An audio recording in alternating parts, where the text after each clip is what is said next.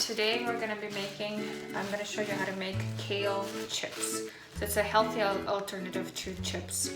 You're going to need tahini. You're going to need salt. Ideally you'd like to use some pink salt or gray salt. It's got some nutrients in there and it's actually better for your health. So what you need to do is cut through and take out the stem.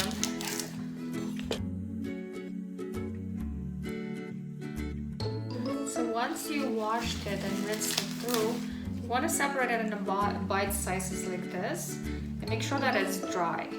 So put it either through a dryer, use the dry leaves, and then put tahini when that opens.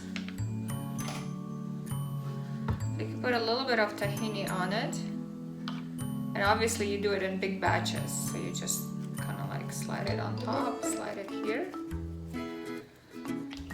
and then add a little bit of salt to it.